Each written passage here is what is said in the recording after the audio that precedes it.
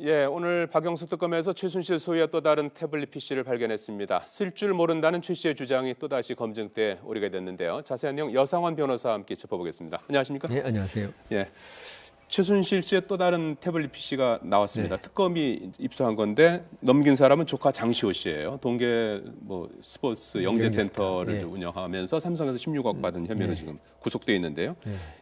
이 목적은 뭐라고 보십니까? 이 제출 목적은? 그러니까 장시호 씨가 어떤 동에서 제출했는지 예. 그걸 뭐 특검이 압수한 것도 아닌데 예. 그래서 저는 생각에 지금 장시호 씨가 한국 동계 스포츠 영재센터 사무총장이었죠. 예. 그러면서 지금 그 자금을 횡령한 걸로 지금 구속돼 있는데요. 예. 만일에 저게 이걸 인정하면서 이 최순실 씨가 정말 시켜서 했다 그러려면은 예. 그럼 자기 그 형량이 낮아지는 거 아니겠습니까? 예. 막 그걸 위해서 제출했다고 보이는 게 지금 제일 첫 번째고요. 예. 그다음 두 번째는 이거는 뭐 가능성이 좀 낮지만은 어떤 첫 번째 태블릿 PC 있잖아요. 예. 그게 안에 있는 그걸 뭐 지금 변호인 측에서는 그게 최순실 게 아니다. 뭐 이런 여러 가지 주장하고 있는데 그 증거 능력을 갖다가 좀 혼란을 주기 위해서 이걸 했을 수도 있다. 예. 이 안에 있는 거하고 그쪽하고 이제 서로 상충되는 게 있으면은 이 혼란을 주기 서로 어느 걸 믿을 것이냐 이게 상당히 문제가 되지 않습니까? 예. 그렇지 않아도 변호인 측에서는 이게 누구 거냐부터 막 계속 이의를 제기하고 있는 상태에서 예. 그냥 두 가지 가능성이 있다고 보입니다. 예. 예. 그러니까 결국 이제 최순실한테 유리할 수도 있고 불리할 수도 그렇죠. 있는. 근데 장시호 씨한테 다 태블릿이다. 유리한 겁니다. 장시호 어쨌건. 씨한테는 유리한 예. 것이고. 예. 근데 이제 특검이 이걸 발표했는데 그 안에 어떤 내용들이 주로 담겨 있는 것 같습니까? 삼성 지원금 예. 관련 이메일. 이메일이 많이 다수 예, 그게 발견됐다고 최순실 씨하고 하고요. 삼성 측하고 왔다 갔다 하는 이메일. 예. 그다음 그 최순실 씨가 독일에 설립한 그 코레스포츠라고 있죠. 예. 그 설립 그리고 이 코레스포츠에 대한 삼성의 지원에 관한 이메일. 예. 그 결국 이메일은 삼성 측과 최순실 측이 계속 그 주고받은 이메일들이기 때문에 예. 이걸 밝혀내면 상당 부분 제3자 뇌물 제공이 밝혀질 가능성이 있습니다. 예. 2015년부터 2015년 7월부터 7월부터죠. 11월까지 예. 사용한 태블릿 PC라고요. 그렇죠. 앞서 태블릿 PC는 2012, 13, 예. 14년 3월까지 썼던 13년, 태블릿 예. PC. 그렇죠. 사용 기간이 서로 겹치진 않아요. 예. 그러니까 이제 두 대를 다 썼을 수도 있고 그렇죠. 하나만 썼을 수도 있고 그 그렇죠. 진실 그거는 뭐 여부는 좀 이제 더 알아봐야 될 것 예, 같은데 맞습니다. 제3자 뇌물죄 부분을 집중적으로 네. 특검이 캐고 있지 않습니까? 네, 그것과 관련해서 단서가 될 수 있다고 보시는군요. 충분히 가능하죠. 삼성과의 그게 있으면 대통령의 지시란 말도 나올 거고 그 예. 안에 만일 맞다면은 그러면 이게 진짜 그 직접 뇌물 수수도 될 수 있는 거고 예. 제3자 뇌물 수수에 가서는 진짜 결정적인 증거가 되기 때문에 예. 그 안에 그 삼성과 주고받은 이메일이 사실 그대로 밝혀지면 아주 내관이 될 것 같습니다. 예.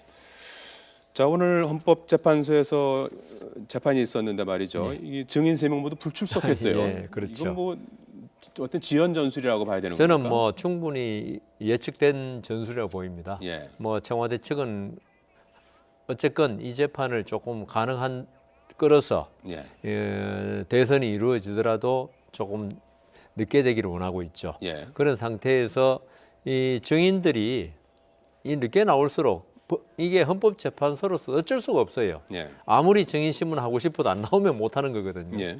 그다음 또 증인끼리 있죠. 같은 날 나가면 이게 대지를 하거나 아니면 그 자리에서 물으면 증인들이 대비를 못한 상태에서 불리한 진술을 할 수 있는데 예. 이렇게 한 명씩 순차적으로 나오면요.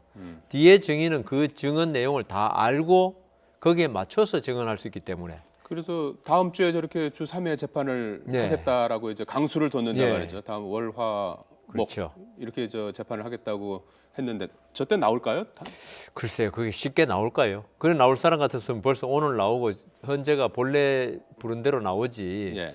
그러니까 나오긴 나오겠지만 헌재가 아주 강제적인 수단, 강제 구인 강제 구인도 할 수 있습니까? 예, 할 수 있습니다. 예. 그런 방법을 쓰기 전까지는 가능하면은 뭐 소환을 안 받든지 지금 이재만 씨하고 안봉근 씨는 아예 잠적을 해가지고 소환 자체가 안 되니까. 소환장을 접수를 안 아니, 한 그러니까 상태에서 송달이 강제 안 구인도 되면 되는 아예 강제 구인도 안 됩니다. 아하. 예, 그렇기 때문에 제가 볼 때는 이렇게 했지만 헌재의 의지는 강력한 걸 보여줬지만 예.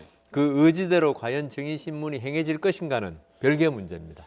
탄핵 심판 일정에는 어떤 영향을 미칠 거로 예상할 수 있습니까? 아무래도 늦어지죠. 아, 그렇습니다. 예, 그 탄핵 심판이란 게 다른 헌법재판소의 재판들은 거의 법리, 예. 법률 이론적으로 맞냐 틀리만 보면 되지만 이번 예. 탄핵 재판은 그런 사실이 있느냐 없느냐, 대통령이 세월호 7시간 동안 뭐 했느냐라든가 뇌물을 받았냐 안 받았냐 이런 사실 인정을 해야 되는데 예. 그 사실 인정을 위해서는 제일 중요한 게 이 증인들이거든요. 예. 근데 이 사람들이 안 나오면 아마 헌법재판소가 아무리 빨리 하고 싶어도 늦어질 수밖에 없기 때문에 이 청와대 측의 의도대로 되는 거죠. 예. 세월호 참사가 있은 지 오늘 1000하루째 아니겠습니까? 네. 대통령 측에서 오늘 그날 행적과 관련된 기록을 헌법재판소에 제출했습니다. 그런데 헌재는 이제 부족하다 이런 입장이에요. 예.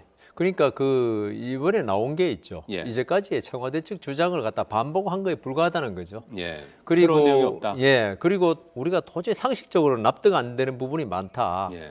TV에 나온 것만 해도 10시, 11시 가까이인가요? 예. 이게 그 지금 침몰 중이다. 예. 이게 나왔는데 어떻게 1시에 이게 그 305명 구조되고 2명 사망이 나왔다가 2시 넘어서 예. 뭐 그 305명이 오히려 지금 실종됐고 이렇게 나올 수 있는지 예. 대통령이 그러면 TV도 안 봤는지 이런 건 도저히 정상적으로서 우리 국민들도 그날 하루 종일 TV를 켜놓고 상황을 첫 보도는 9시 20분쯤 그러니까요. 첫 보도가 나왔죠. 얼마나 이게 그 세월호 그 학생들이 얼마나 지금 죽어가고 있는데 예. 이래서 좀 더 관심을 대통령이 어떻게 관심을 안 기울였냐. 그게 지금 청와대 측의 그 세월호 7시간 그 주장대로 하면은 대통령은 그냥 전혀 관심이 없었다는 이야기 되기 때문에 예. 그 저 헌법재판관들도 그 부분을 설명하라 이거죠. 예. 합리적으로.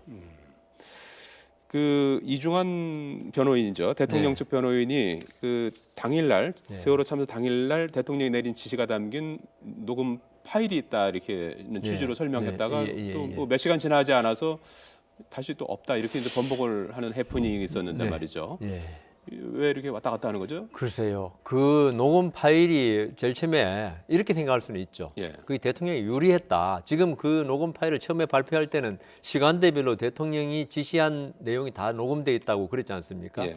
그렇지만 그걸 다시 재검토한 결과 그중에 좀 잘못된 게 불리한 게 있을 수 있다든가 아니면은 또 이 녹음 파일이 나중에 어떤 그 나중에 만들어졌을 가능성이 있을 수 있고요. 예. 그러니까 여러 가지 검토 끝에 이건 안 내는 게 맞겠다. 사실은 이게 사실 그대로 녹음이 돼 있다면 그걸 당연히 내야죠. 예. 그런데 이 안에 내용에 결코 대통령한테 유리한 것만은 있는 건 아니다. 그런 예. 느낌이 듭니다.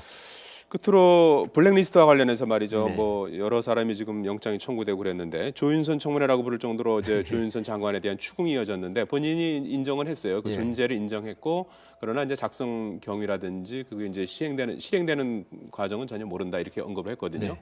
어떻게 되는 겁니까? 근데 저는 이제 많은 언론에서 조윤선 장관이 그 인정했다는 걸 나오는데 예. 말을 들어보면요.